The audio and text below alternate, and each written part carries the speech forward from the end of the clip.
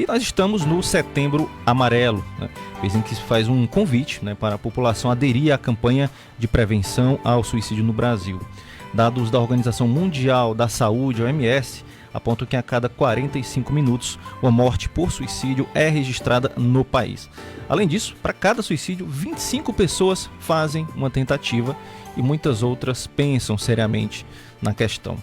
Ainda de acordo com a Organização Mundial da Saúde, 90% dos suicídios que acontecem ao redor do mundo poderiam ser prevenidos com uma rede de apoio em torno da vítima. Este apoio inclui também o local de trabalho.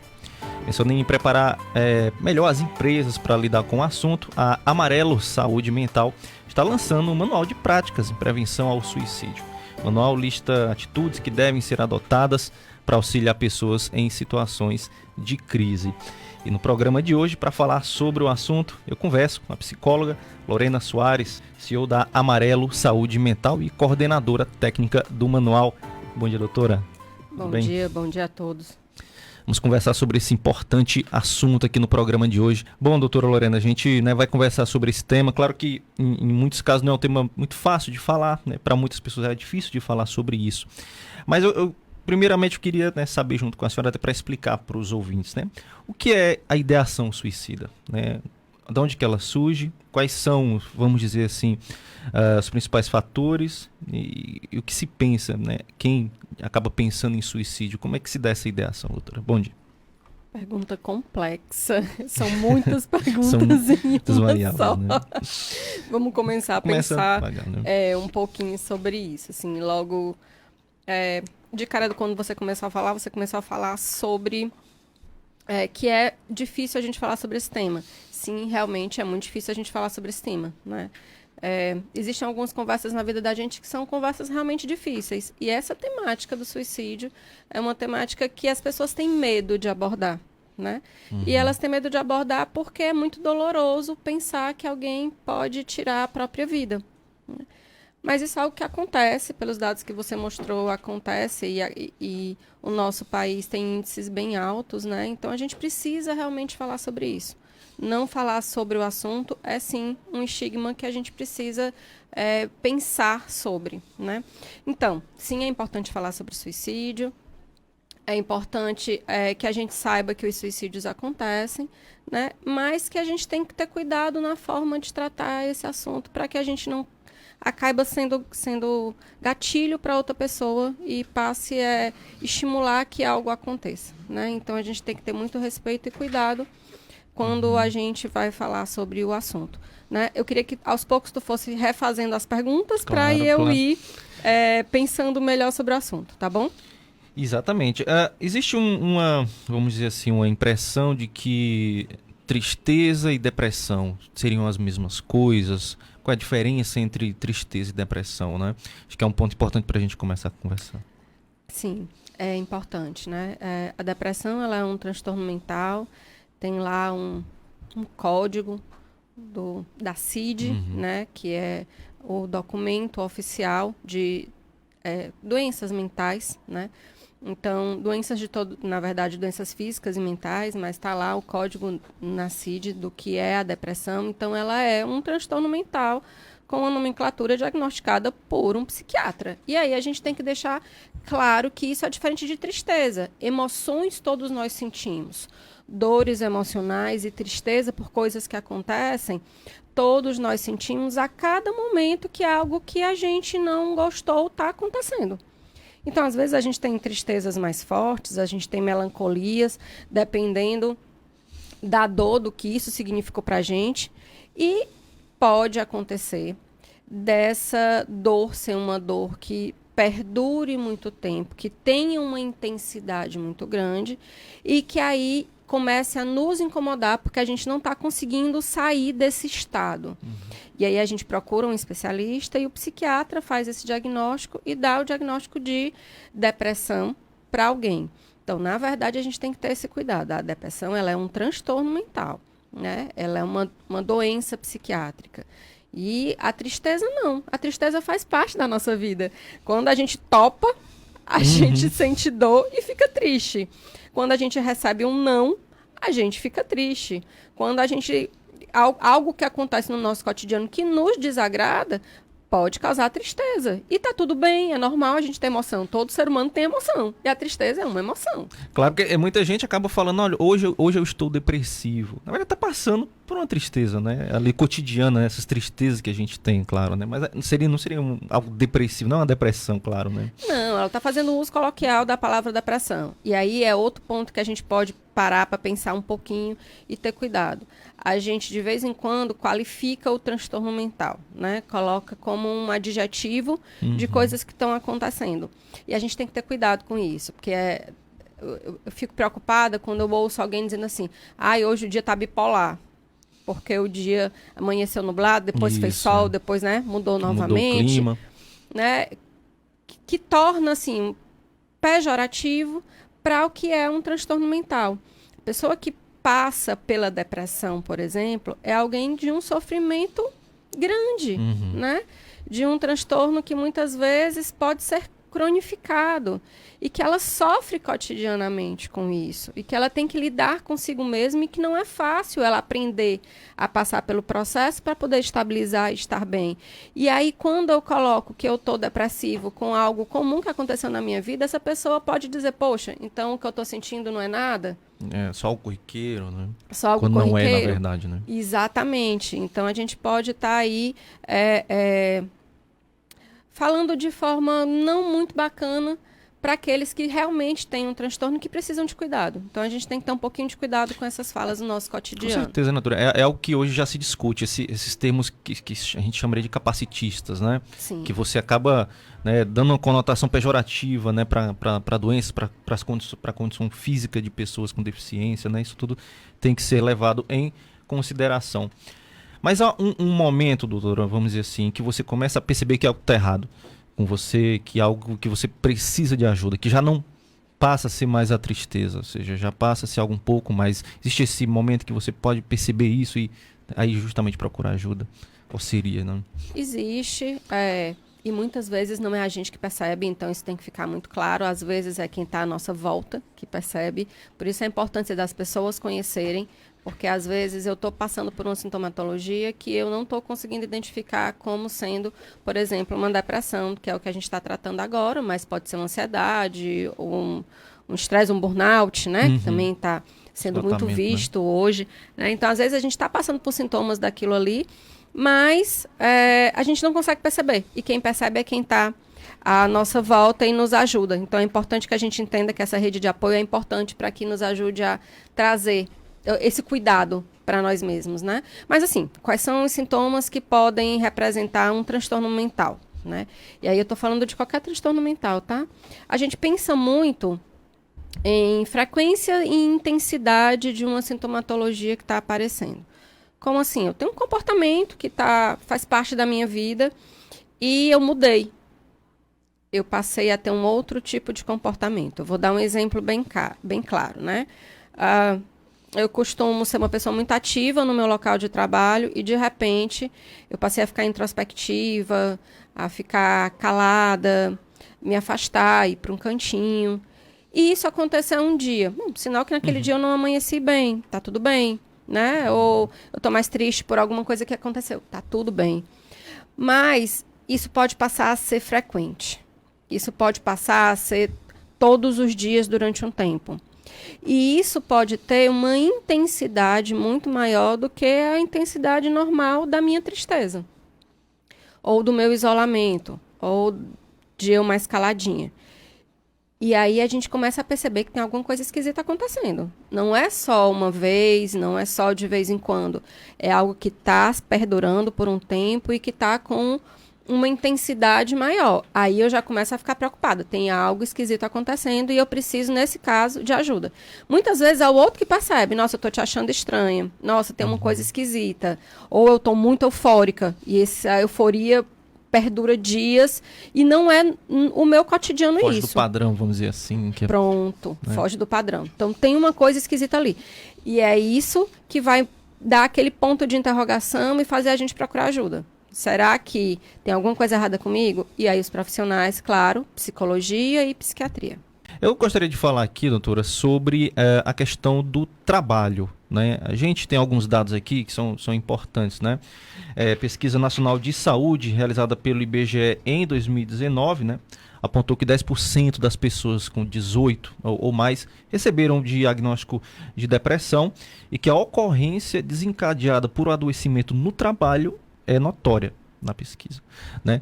Então, gostaria de saber da senhora, o trabalho ele pode ser o desencadeador da depressão, como as empresas podem lidar com isso, né? Um ambiente difícil no trabalho, né? Um ambiente abusivo muitas vezes, um ambiente complicado. Como é que o trabalho acaba sendo, de repente, essa fonte de adoecimento e como a pessoa pode tentar sair um pouco disso, tentar lidar melhor com essa situação, né? O ambiente de trabalho ele pode sim ser um local desencadeador de transtornos mentais, dentre eles a depressão, mas também burnout, que hoje foi considerado uma doença do trabalho, né? Então, ele está como uma doença do trabalho, estresse, ansiedade, né?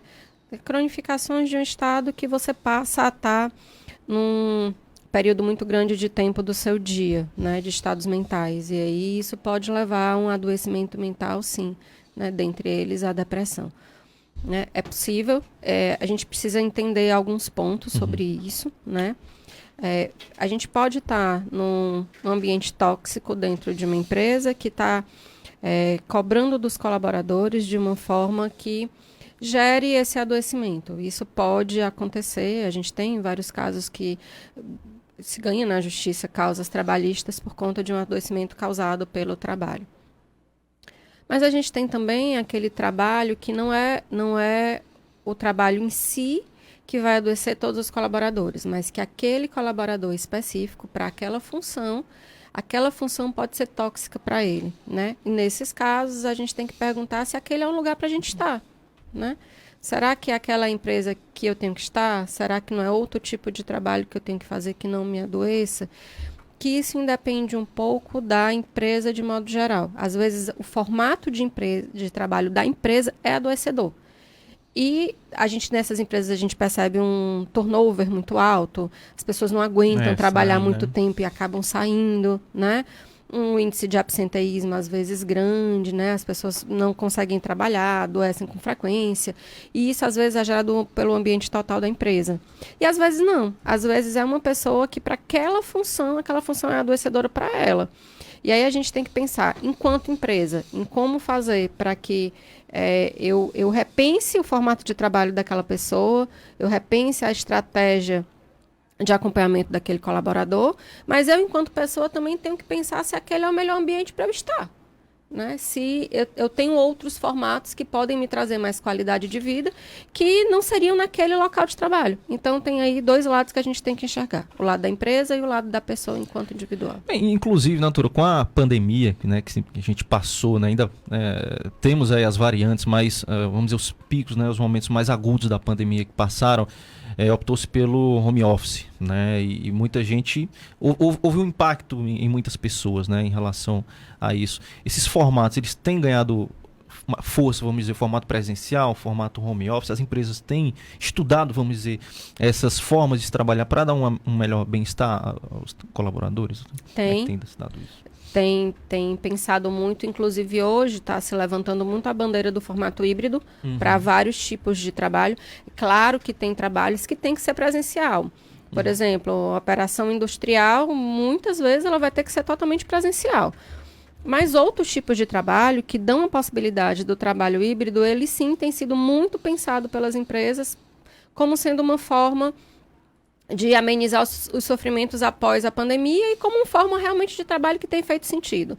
Várias empresas também estão fazendo um caminho oposto, né? Na pandemia optaram pelo home office total e agora estão trazendo as pessoas de volta, né? Seja para o presencial, seja para o híbrido. Acho que a gente ainda vai ter sim um tempo aí para pensar quais são os formatos que vão se adaptar à nossa realidade atual. Mas uma coisa é claro, a pandemia nos trouxe muitas dores emocionais. A gente não estava preparado para achar que vai morrer a qualquer momento. A gente não estava preparado para não saber o que vai acontecer no dia seguinte, não só por uma questão de morte, mas será que a empresa que eu estou trabalhando vai sobreviver?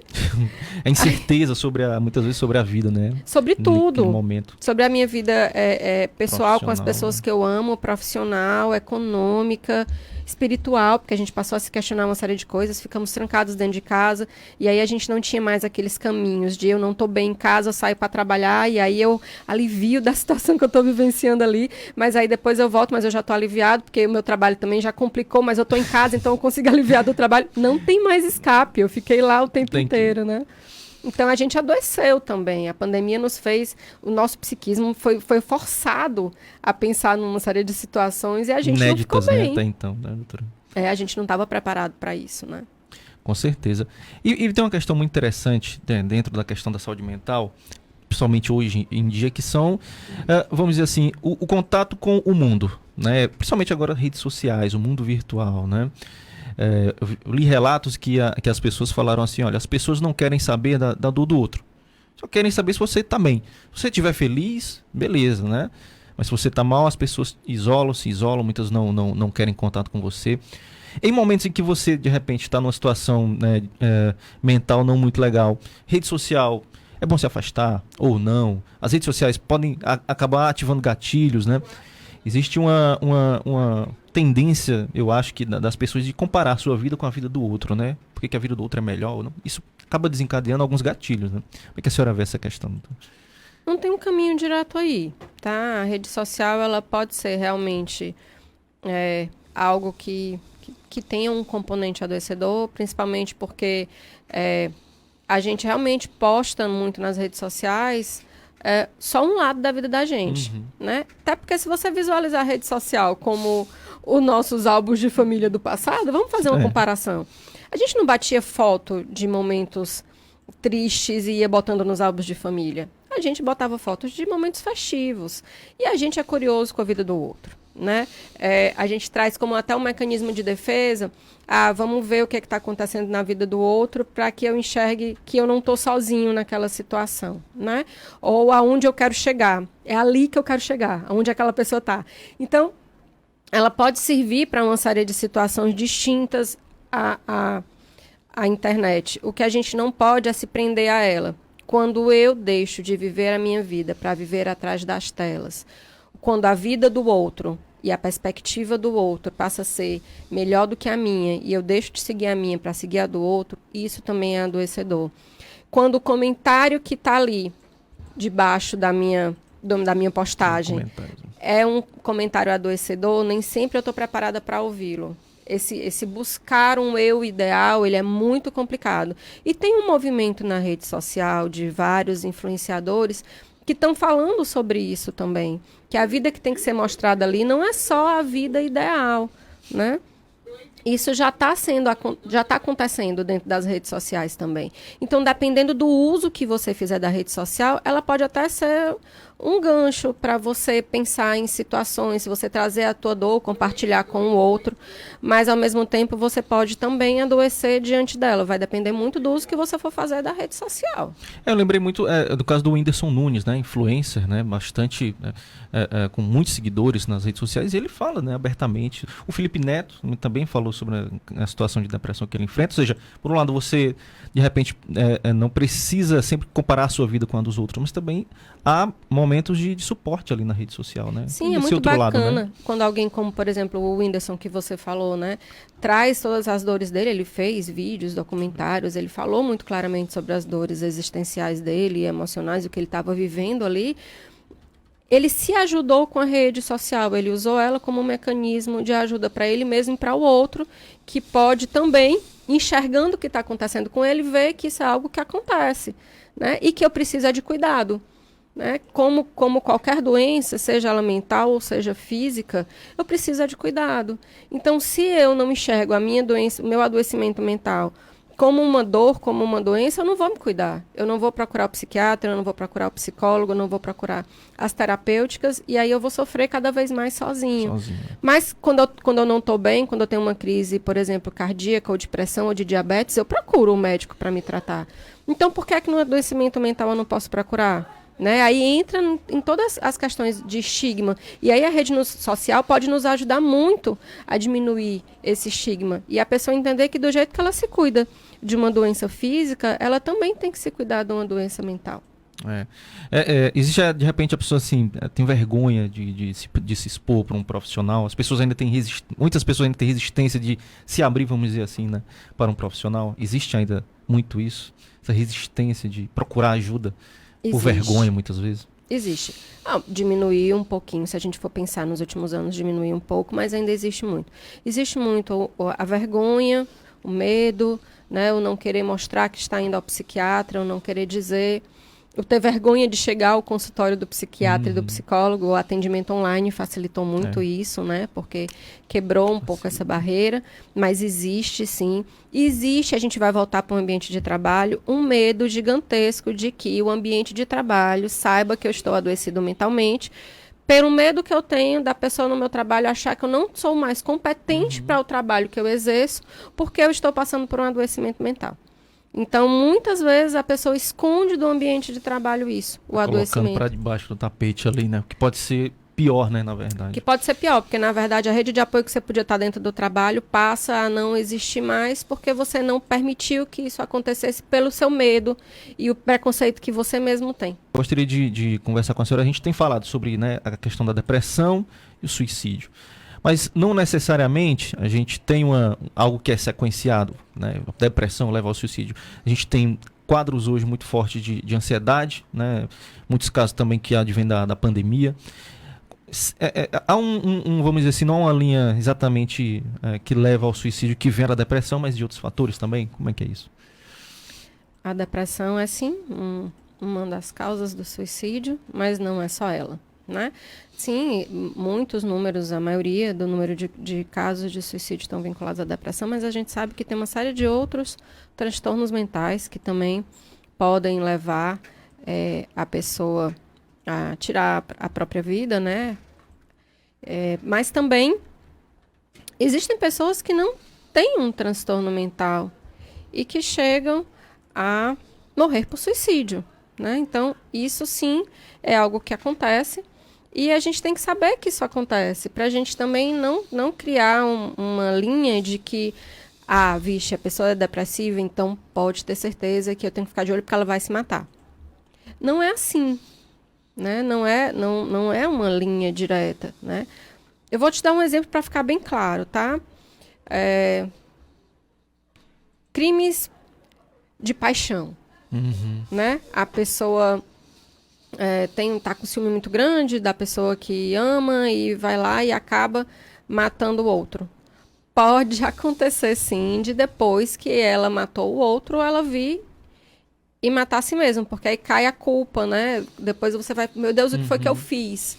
Eu acabei com a minha vida, e aí começa a pensar em tudo aquilo que vai acontecer de responsabilização pela atitude que você tomou. E aí, naquele momento de desespero, você vai lá e tira a própria vida também. Essa pessoa pode, até aquele momento, não ter tido nenhum tipo de diagnóstico de transtorno mental e nem ter passado por um sofrimento emocional grande. Mas naquele momento que ela se viu passando por aquela situação, né, ela pode chegar... Gatilho, né? Entendeu? Então, isso não significa necessariamente que a pessoa tem um transtorno mental. Então, não dá pra gente dizer, todo suicida, então, é alguém que está com transtorno mental. Não é.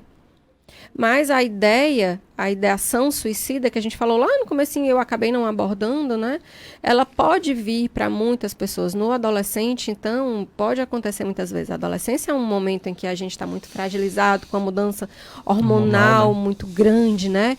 Que leva a gente a pensamentos catastróficos de todo jeito, né? Qual é o adolescente que não passou em algum momento por uma fase de que ninguém me ama, ninguém me quer, a vida aceitação, né? Nossa, vezes, é muito difícil você lidar consigo mesmo e com aquele outro que está do seu lado. O adolescente, às vezes, é muito... Como é que a gente pode usar a palavra? Faltou agora. Mas, assim, machuca o outro, né? Assim, sem filtro, muitas vezes, vamos dizer, né? E aí, algumas pessoas são mais sensíveis a isso. Então, aí a gente vem para um adoecimento trazido por isso, uma dor, uma depressão, um processo depressivo aí acontecendo durante essa adolescência, que depois a gente vai se reorganiza mentalmente, né?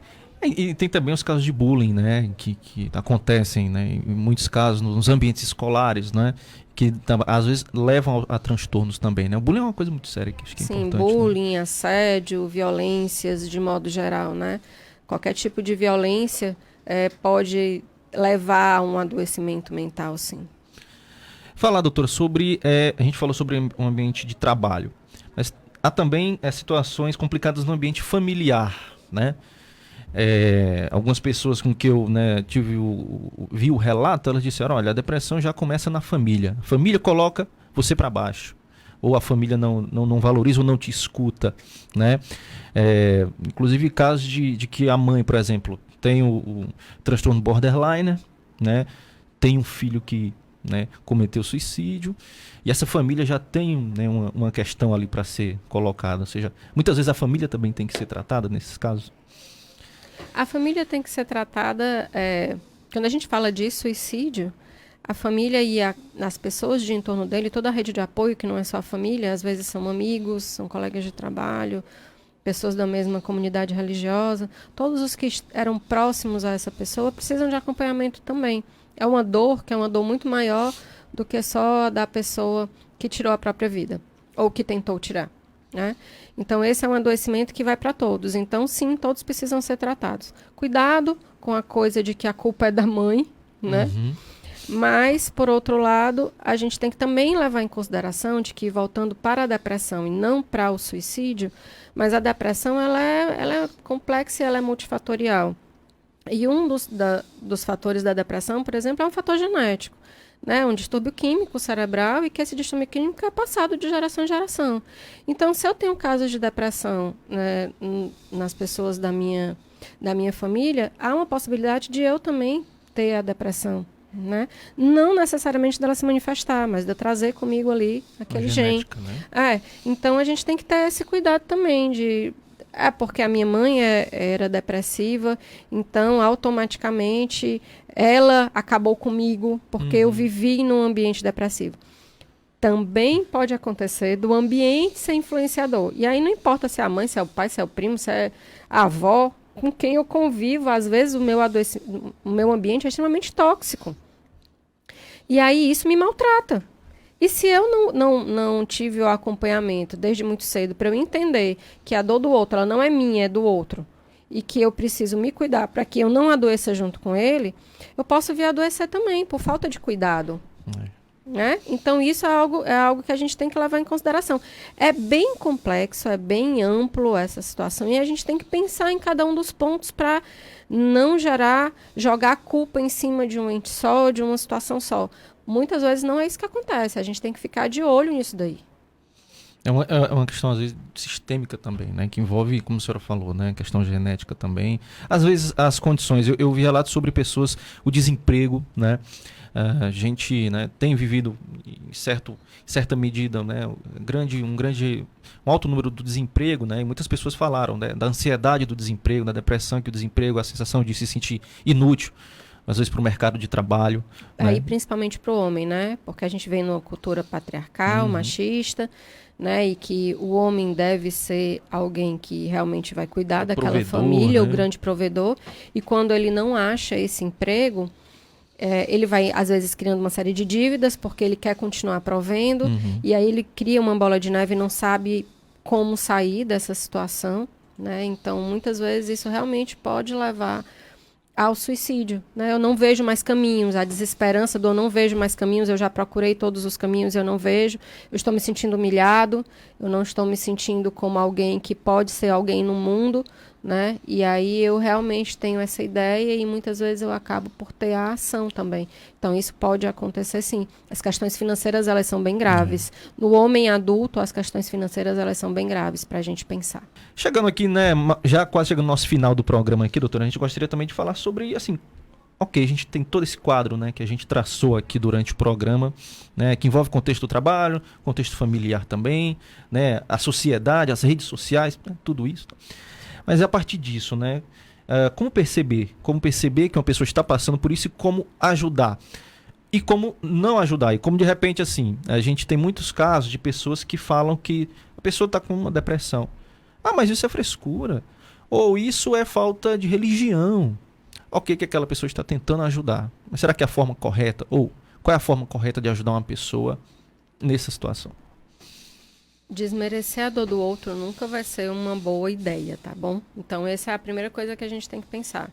A gente tentar colocar panos mornos, como as pessoas dizem, né, nas situações, não ajuda. Né? Achar que o sofrimento dela não é um sofrimento real não vai ajudar, porque você não sabe o que é que o outro está passando. Você conhece a sua dor. A dor do outro você nunca vai conhecer. A dimensão e o tamanho da dor do outro nunca vai ser sua, você nunca vai conhecer. Né? Então, você ter uma escuta empática, que a gente chama, né? Você poder escutar a pessoa e dizer, nossa, você está vivendo isso, o que eu posso fazer para te ajudar? Qual o caminho que eu posso estar junto com você, seguindo com você nisso, é muito bacana. Você poder estar perto do outro, ouvindo sem julgamentos e sem crítica, é muito importante, né? Colocar culpas, responsabilidades em outras situações não é uma coisa legal. Desmerecer o que a outra está vivenciando não é algo legal. Usar formas positivas de falar que fazem com que a outra pessoa sinta que ele não está sendo bem ouvido não é bacana. Então, só em você estar do lado, eu estou aqui para te ouvir, me fala, vamos lá, você consegue identificar o que eu posso fazer para te ajudar, você já procurou ajuda especializada. Lembre-se que vai chegar um momento em que você talvez não seja o suporte suficiente, aquela pessoa precisa da ajuda especializada. E é isso que ela tem que procurar. Você não pode achar que você é o salvador da pátria, porque a gente não é, e às vezes a gente sofre muito por causa disso. Então, existe um momento em que não depende mais de mim, mas depende que a pessoa queira ser ajudada e que procure também essa ajuda especializada. Se eu não estou bem para ouvir, se eu vou adoecer também, se eu ouvir, é melhor que eu já vire para essa pessoa e diga, olha, eu preciso que você procure uma pessoa especializada. Né? Vamos lá que eu vou te ajudar a isso. Ou quem da tua rede de apoio, quem dos teus familiares podem te ajudar também, porque eu vou entrar em contato com ela e vou pedir ajuda para que você possa ser encaminhado. Porque às vezes eu também não estou preparada para ajudar, né? Para ajudar, mas eu também não posso me omitir. Então, o ideal eu não estou preparada para ajudar, mas vamos tentar enxergar na sua rede quem é que está. Se é no teu local de trabalho, vamos conversar com o teu líder. Né? Ou vamos conversar com a gestão de gente que pode te ajudar. Se é na escola, vamos conversar com um professor que seja aquela pessoa que eu gosto mais, ali, né? Bacana. A pessoa do SOI, do Serviço de Educação. Então, vamos ver quem é aquela pessoa que pode dar as mãos a gente para a gente se ajudar. Porque, às vezes, eu não estou preparado para ajudar. E eu tenho que conseguir me autoconhecer e enxergar que eu não estou preparado. Né? Para que depois eu não sofra com isso também. Porque tem pessoas que acham que tem que ajudar de qualquer maneira, né? Sim. E acabam às vezes atrapalhando, né? Exatamente. Eu acho que e hoje a gente tem, não é, grupos de aplicativos, de mensagem, pessoas que interagem ali também. É uma forma importante de conversar sobre o assunto. Eu tenho uma mensagem aqui que chegou pelo WhatsApp, né? Durante o nosso papo aqui, doutora. Eu não vou identificá-lo, né? Porque ele faz um relato aqui. Claro que se ele autorizar, a gente fala quem é, né? Do bairro Benfica, aqui em Fortaleza, em 2011, com a morte da minha mãe, eu pensei em suicídio, pois não queria aceitar a morte dela. Na época eu já era pai de um garoto de 6 anos. Pensei, não é justo o meu filho sentir a mesma dor que eu estou sentindo. Criei forças e afastei de mim aquele pensamento. Hoje estou bem, ainda com muita saudade dela, mas estou bem. Quer dizer, é uma perda grande, né, que acaba levando a esses pensamentos também, né, doutora? Sim, momentos de luto, eles são muito difíceis, principalmente de pessoas muito próximas, de pessoas que a gente ama muito.